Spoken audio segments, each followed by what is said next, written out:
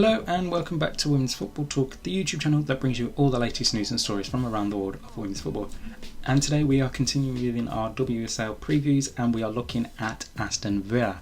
Now last season Carla Ward's side finished in 5th place and it was a brilliant season for them. Rachel Daly finishing as the league's top goal scorer and winning the PFA Player of the Year for last season, and was thoroughly deserved she was absolutely exceptional for Villa.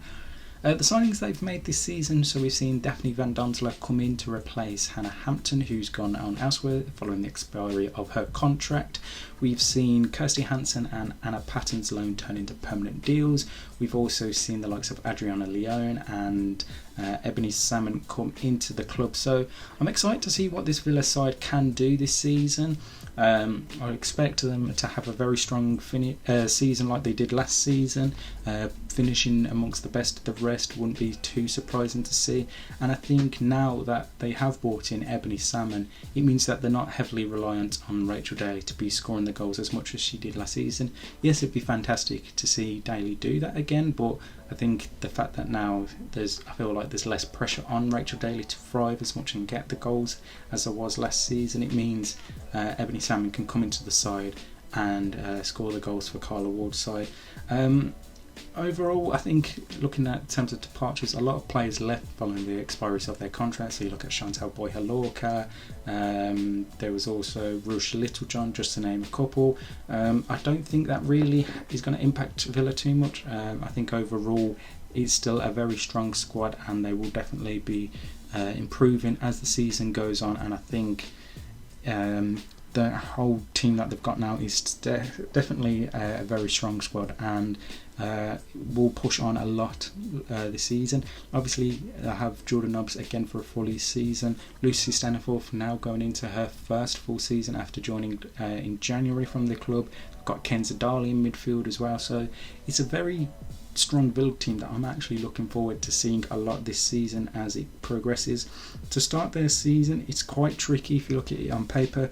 So the first game is they host Manchester United at Villa Park, then they travel to Liverpool before 2 games against Arsenal and Tottenham Hotspur to round off October. So it's not going to be an easy start for Carla Ward's side, but it's definitely one where you think they'll be able to pick up points. I mean, if you think back to last season, the opening fixture where they managed to beat Manchester City on the opening weekend, nobody expected that from them. So it's one where you got to say Carla Ward's side can do anything that is possible. A player to watch I think I'm really excited to see coming in from the Netherlands is goalkeeper Daphne Van Donsela, who has replaced obviously Hannah Hampton as I mentioned previously.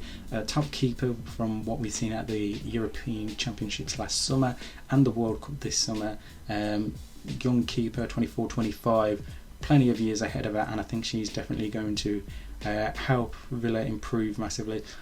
Obviously Hannah Hampton was a fantastic goalkeeper last season and at her time at Aston Villa, well I do think there is that little bit more class and overall betterness from Daphne Van Donsela than there was of Hannah Hampton, but I'm still very excited to see what she can do and how long it takes some of these new signings to settle in. Obviously Lucy Parker newly coming in, Ebony Salmon, Adriana Leone as well. New signings, I'm going to say this a lot throughout these previews, new signings take some time to settle in, especially if they've never played in this league before. Fortunately for Villa signings only, Van Donsela hasn't played in the WSL before, so the rest of them should be fine, but it's how quickly can they get integrated into Carla Ward's system and tactics and style of how she plays, and how often is Carla Ward going to rotate it to have those players in the starting 11 as the season progresses, and will she be heavily reliant on the likes of Kenza Darley, Kirsty Hansen and Rachel Daly, as at times last season it seemed to be those 3 players that were providing the most out of their attacking options. Other news from Villa this season, managing to get players like Maz Pacheco and Alicia Lehmann to sign new contracts I think is very key in helping them develop, because losing those players would have been a big loss to Aston Villa going forward in the future, especially if in the next 2 to 3 years they want to potentially be fighting for that top 4 spot and potentially getting into Champions League football, which is not obviously out of the question this season. It's going to be a tough ask for them, But I think keeping those players around, getting the likes of Hansen and Patton permanent transfers is absolutely fantastic for them. And I really am excited to see what this Villa side can do this season. And I don't know how to call it at all for them. Right, make sure you like and subscribe and turn on the post notification bell so you never miss a video of ours. Make sure you're following us on Twitter and Instagram for all the latest news and stories from around the world of women's football.